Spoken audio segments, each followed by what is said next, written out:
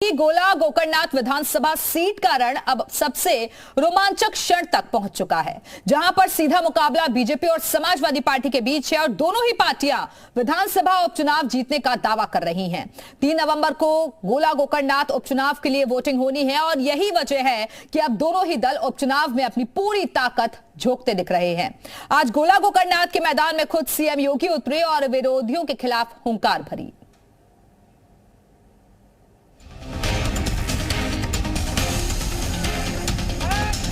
लखीमपुर खीरी की गोला गोकर्णनाथ विधानसभा सीट की चुनावी जंग तेज होती दिख रही है, जहां बीजेपी और समाजवादी पार्टी के बीच सीधा मुकाबला देखने को मिल रहा है। जहां एक और समाजवादी पार्टी गोला का गदर जीतकर कार्यकर्ताओं को बड़ा संदेश देने की कोशिश में जुटी है, तो दूसरी ओर बीजेपी ने इस चुनाव में जीत हासिल करने के लिए कोई कोर कसर नहीं छोड़ रखी है।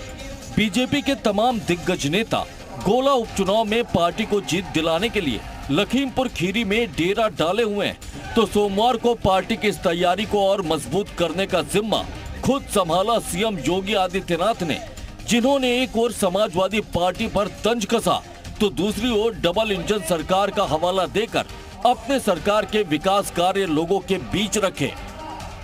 डबल इंजन की सरकार ने अन्नदाता किसानों के हितों के लिए कार्य किया। प्रधानमंत्री किसान सम्मान निधि में 6,45,000 अन्नदाता किसानों को प्रधानमंत्री किसान सम्मान निधि का लाभ अकेले आपके इस जनपद में लखीमपुर खीरी जनपद में उपलब्ध हो रहा है। सामूहिक विवाह योजना में भी अकेले इस जनपद में 5100 बेटियों की शादी मुख्यमंत्री सामूहिक विवाह योजना के अंतर्गत संपन्न हुआ है, तो निराश्रित महिला पेंशन में लगभग 1 लाख बहनों को इस पेंशन की सुविधा का लाभ दिया जा रहा है।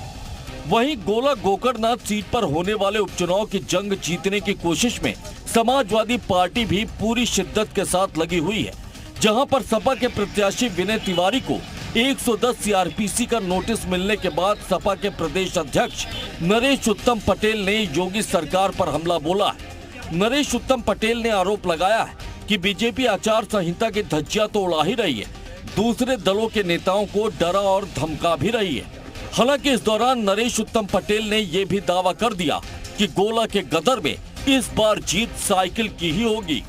भारतीय जनता पार्टी के तमाम नेता आचार संहिता की धज्जियां उड़ा रहे हैं और ये विपक्ष के लोगों को धमकाने का काम कर रहे हैं, तो उससे लोग डरने वाले नहीं है। चूंकि चुनाव जनता बनाम भारतीय जनता पार्टी हो गया है, सरकार बनाम जनता है, तो हमें पूरी उम्मीद है कि जनता इनको सबक सिखाएगी।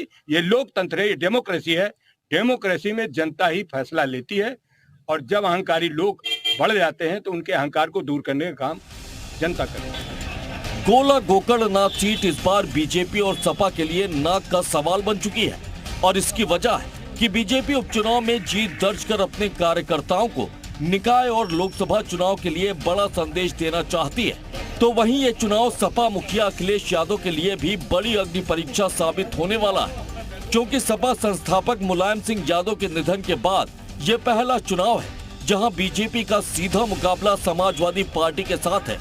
ऐसे में सीएम योगी आदित्यनाथ हो या फिर सपा अध्यक्ष अखिलेश यादव, दोनों ही ये चुनाव जीतकर अपने कुनबे को बड़ा संदेश देने की कोशिश में लगे हैं। हालांकि अखिलेश यादव के इस उपचुनाव के प्रचार से दूरी फिर से बड़े सवाल खड़े कर रही है और बीजेपी इस मुद्दे को लेकर फिर से समाजवादी पार्टी पर हमलावर दिख रही है। लखीमपुर खीरी के गोला गोकर्णनाथ से विशाल रघुवंशी के साथ ब्यूरो रिपोर्ट, जी मीडिया। तो गोला गोकर्णनाथ की लड़ाई अब जबरदस्त मोड़ पर आ गई है। आइए ग्राफिक्स के जरिए आपको कुछ जानकारियां देते हैं। बीजेपी और समाजवादी पार्टी के बीच यहां सीधा मुकाबला देखने को मिल रहा है। 3 तारीख को यहां उपचुनाव होना है। बीजेपी ने अमन गिरी को बनाया है यहां से प्रत्याशी। बारी बारी से यहां के चुनाव से जुड़ी हुई पूरी जानकारी आप तक पहुंचा रहे हैं। दिवंगत विधायक अरविंद गिरी के बेटे हैं अमन गिरी। सपा से विनय तिवारी फिर से यहां चुनावी मैदान में हैं। 2022 विधानसभा चुनाव में सपा प्रत्याशी थे विनय तिवारी, जिन पर एक बार फिर से भरोसा जताया है समाजवादी पार्टी ने।